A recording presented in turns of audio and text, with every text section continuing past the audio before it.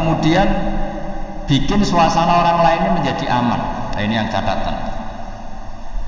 Kalau hitung saja, yang ikut Grab itu berapa? Nah, ini tuh energi besar kalau di atas 100, berapa? 100 ribu. Hitung ya teman-teman di Grab, 100 ribu.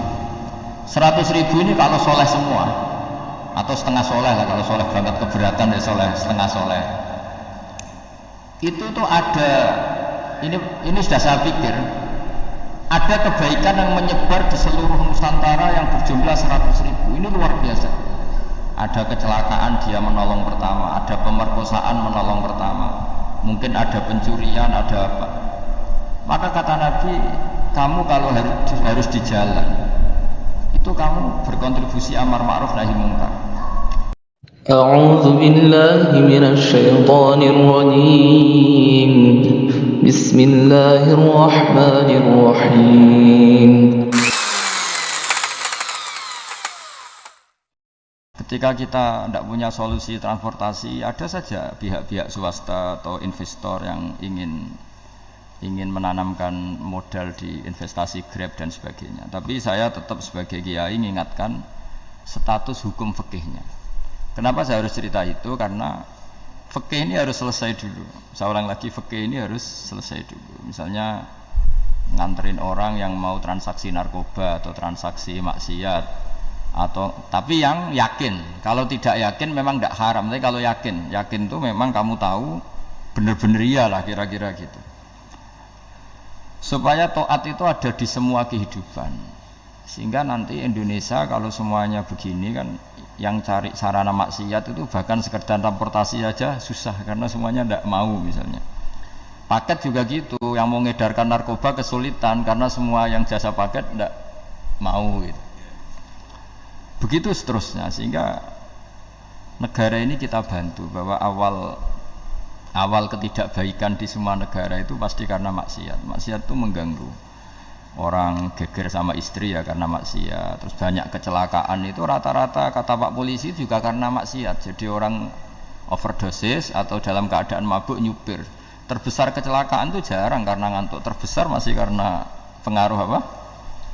Narkoba. Pembunuhan juga sama. Orang Indonesia itu mudah sekali memaafkan temannya, tetangganya. Tapi kalau sudah efek dari narkoba, bunuh itu jadi mudah itu jadi. Nah, Anda juga harus fair, jangan. Tapi yang penting saya profesional nganter, gitu. Nggak mau tahu dia latar. Meskipun kita tidak boleh neliti orang ya, nggak boleh tajasus, nggak boleh neliti ini. Tapi yang jelas kamu tahu, yang jelas kamu tahu ya harus dihindari karena memang di semua profesi pekerjaan itu utamanya kata Rasulullah SAW itu memperhatikan halal haramnya. Tapi ya saya ulang lagi, tidak boleh sok suci, tidak boleh tajassus, tidak boleh neliti orang lain. Tapi kalau yang jelas-jelas untuk maksiat maka harus kita hindari. Termasuk masjid sekalipun. Dulu zaman Nabi itu ada masjid namanya Masjid Dirar untuk memecah konsentrasi sahabat. Sahabat itu begitu mencintai Nabi, mencintai Rasulullah. Ada orang kafir pinter, orang munafik pinter. Ini Muhammad harus ditandingi. Cara nandingi Muhammad jangan pakai dangdutan, jangan pakai bar, tapi pakai masjid. Karena ini suasananya kesannya bagus. Dibikin masjid tandingan supaya orang tidak ke Muhammad semua, tapi ke masjid ini. Ini pikirannya orang munafik. Artinya jangan kira terus masjid bebas hukum, ya enggak juga. Masjid juga bisa kena semprit karena ini mendirikannya untuk bikin apa? Tandingan, untuk bikin masjid dirar, kalau istilahnya Quran masjid dirar. Semua sarana kebaikan juga gitu. Yayasan yatim piatu juga kena hukum, pondok juga kena hukum, semuanya kena hukum. Ada orang ingin jadi kiai padahal tidak pernah ngaji, terus bikin pondok. Akhirnya dia dipanggil Pak Yai, anaknya dipanggil Gus, padahal najis saja tidak tahu.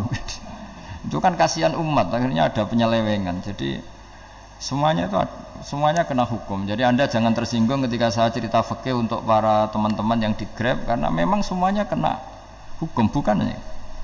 Mesra dengan istri juga kena hukum. Orang terlalu mesra dengan istrinya pasti ibunya terlantar, karena menuruti bojo dan nuruti ibuke gitu. Kalau nuruti ibuke istrinya yang terlantar. Yang loyal sama teman ya istrinya terlantar. Yang takut istri temannya terlantar. Jadi itu semuanya kena hukum. tanpa terkecuali. Nah, saya cerita sedikit tentang sholat karena orang-orang Grab ini banyak yang sholat, kemudian harus cepat-cepat. Dulu ketika sahabat punya imam yang lama sekali kalau sholat, sehingga si sahabat yang satu yang petani ini mufarokoh itu memisahkan diri, kemudian imamnya diselip. Itu boleh memang dalam fikih. Kamu niat mufarokoh dulu. Mufarokoh itu niat bahwa kamu memutus hubungan dengan imam, kemudian meneruskan sholat sendiri. Singkat cerita dua orang ini berdebat, Mu'ad sama Ar-Ra'i yang penggembala ini. Kamu munafik, sholat kok meninggalkan imam. Terus yang satu bilang, kamu keterlaluan, sholatnya lama sekali. Singkat cerita dua orang ini lapor ke Rasulullah SAW. Uniknya Nabi itu membenarkan yang petani tadi. Kamu Mu'ad, jadi masalah. Agama ini tidak boleh jadi problem. Kalau kamu ngimami orang, jangan lama-lama. Di situ ada ibu-ibu yang ditunggui anaknya yang sedang menyusu, banyak petani yang nunggu macam-macam. Kayak pegawai POM ya ditunggu shift temannya, pegawai Indomaret juga gitu, apalagi Grab mungkin ditunggu penumpangnya macam-macam. Sehingga kebaikannya teman-teman yang kerja serabutan begini juga bergantung kebaikan imam tadi. Kalau sholat itu tidak boleh lama-lama, apalagi wiridan, sholatnya aja nggak boleh lama-lama, apalagi wiridannya. Nah, kadang-kadang orang ngira kebaikan itu nggak ada sempritnya, ada juga. Sholat itu ya disemprit sama Nabi, kalau terlalu lama juga disalahkan, karena nanti agama ini menjadi apa? Problem, menjadi problematika. Nah, termasuk kebaikan kita ketika membolehkan ya atau mentoleransi atau mendukung pekerjaan mulai Grab dan lain-lain adalah agama ini rahmatan lil alamin. Dulu ada seorang sahabat tanya, ya Rasulullah, boleh enggak kita ngegeng di perapatan gitu? Kata Nabi, ya jangan kalau bisa, tapi kita harus natahaddasannya, itu tempat kita jagungan di perapatan, di tempat-tempat umum lagi, di halte, Terus kata Nabi, enggak apa-apa, tapi fa'atut thoriq haqqaha, kamu harus memberikan hak jalan itu. Apa hak jalan itu? Satu, kamu amar ma'ruf, kalau bisa ya nahi mungkar, kemudian bikin suasana orang lainnya menjadi aman. Nah, ini yang catatan. Kalau hitung saja, yang ikut Grab itu berapa ribu? Nah, ini tuh energi besar kalau di atas 100 berapa? 100 ribu. Hitung ya teman-teman di Grab, 100 ribu. 100 ribu ini kalau soleh semua, atau setengah soleh lah, kalau soleh banget keberatan ya soleh setengah soleh. Itu tuh ada, ini sudah saya pikir, ada kebaikan yang menyebar di seluruh Nusantara yang berjumlah 100 ribu. Ini luar biasa. Ada kecelakaan dia menolong pertama, ada pemerkosaan menolong pertama, mungkin ada pencurian, ada apa. Maka kata Nabi, kamu kalau harus di jalan, itu kamu berkontribusi amar ma'ruf nahi mungkar. Saya sering ke Jogja karena saya mulai 98 di Jogja. Ya sering di terminal malam-malam. Saya ketika kecil itu sering diceritain orang nggak berani ke terminal ini banyak preman, nggak boleh ke terminal ini karena banyak preman. Ya mulai dari Sumatera, Jawa, hampir seluruh Indonesia. Kalau jam sekian sampai sekian sudah nggak berani karena banyak apa? Preman. Itu uniknya preman-preman itu selain dulu ditangani tentara dan polisi, itu urusan negara ya kali itu, dan kita ngapresiasi. Itu hilangnya yang permanen itu bukan saja ditangani ABRI dan polisi, TNI dan polisi, tapi ditangani kultur. Banyak mulai orang soleh, santri dagangan di situ, ada ojek mangkal di situ, supir taksi mangkal di situ. Terus di sini orang-orang soleh yang menghalau ketika ada perempuan digoda atau perempuan dicopet atau apa. Terus lama-lama jadi kultur bahwa kebaikan ini dominan.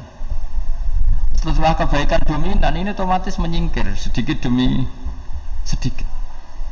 Jadi selain negara ini harus melakukan sesuatu yang seharusnya, yaitu menjaga masyarakat dari kriminalitas, sebetulnya yang paling awet dan paling mudah dilakukan itu tadi, kebaikan harus menjadi kultur bersama.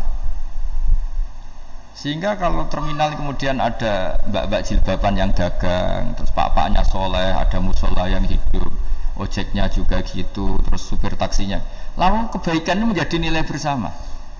Saking jadi nilai bersama, ibu-ibu yang takut atas dirinya nggak ngojek kecuali pak ini karena terkenal amanah, nggak naksi kecuali pak ini karena terkenal amanah. Dan kita Indonesia itu ingin seperti itu, sehingga amanah ini menjadi nilai bersama dan otomatis menjadi keamanan bersama. Orang Jawa itu tego nitipno anake karena dijamin aman, tego nitipkan istrinya juga karena dijamin aman. Nah, kalau kebaikan ini juga menjadi satu nilai jual dan kita bisa mengawal secara serius, itu alhamdulillah betul. Nah, dimulai dari mana? Satu, mental kita takwa. Kedua, sistem sosial, bahwa kita terkoneksi oleh indukan ya, juga terkoneksi oleh kepolisian. Maksudnya karena kita terdaftar, kalau ada anak hilang kan tinggal ini yang bawa wahyu misalnya. Jadi saya mohon, semohon-mohonnya, kebaikan ini harus jadi nilai bersama. Setelah terminal itu banyak orang baik, otomatis yang ini tuh menyingkir itu. Akhirnya apa? Nanti yang bos-bosnya toko itu ya hanya nitipkan sama orang soleh.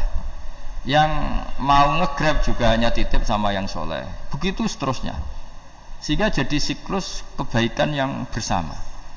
Nah, ini yang dimaksud Quran, wa'tamiru bainakum bima'ruf. Iktimar itu namanya urusan bersama. Ya, saya ulang lagi ya.